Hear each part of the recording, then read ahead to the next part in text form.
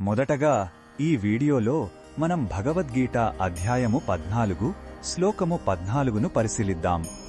ఈ అధ్యాయంలో శ్రీకృష్ణుడు సత్వ, రజో, తమో గుణాల గురించి, అవి మన జీవితాన్ని, మరణానంతర గతిని ఎలా ప్రభావితం చేస్తాయో వివరిస్తున్నాడు. ఈ శ్లోకంలో సత్వగుణం ప్రధానంగా ఉన్నప్పుడు మరణిస్తే ఏమవుతుందో స్పష్టం చేస్తున్నాడు. మొదటగా ఈ పవిత్ర శ్లోకాన్ని భక్తితో విందాం.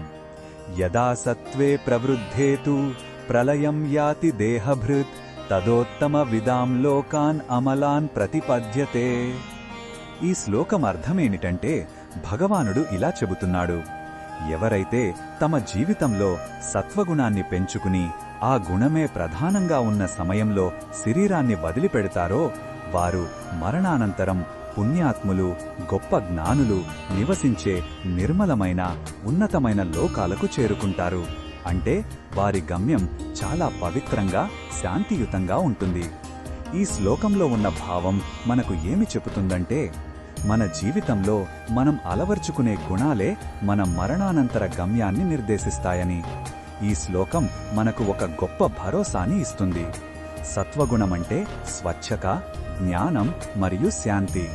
మనం అలాంటి జీవితాన్ని గడిపితే మన చివరి ప్రయాణం కూడా ప్రశాంతంగా, ఉన్నత లోకాల వైపు సాగుతుంది. ఇది కర్మ సిద్ధాంతం యొక్క ఒక ముఖ్యమైన సూత్రం. ఈ బోధనను మన దైనందిన జీవితంలో ఎలా ఉపయోగించుకోవచ్చంటే, మనం సత్వగుణాన్ని పెంచుకోవడానికి ప్రయత్నించాలి. సాత్విక ఆహారం తీసుకోవడం, మంచి పుస్తకాలు చదవడం, సత్సాంగత్యం చేయడం, ధ్యానం, యోగా వంటివి అలవాటు చేసుకోవాలి. మన మాటల్లో, చేతల్లో, ఆలోచనల్లో శాంతాన్ని, దయను, నిజాయితీని పాటిస్తే ఈ జీవితంలోనే కాదు, మరణం తరువాత కూడా మంచి గతిని పొందుతాము. మరిన్ని భగవద్గీత శ్లోకాల అర్థాన్ని తెలుసుకోవాలంటే మా తదుపరి వీడియోలను తప్పకుండా చూడండి.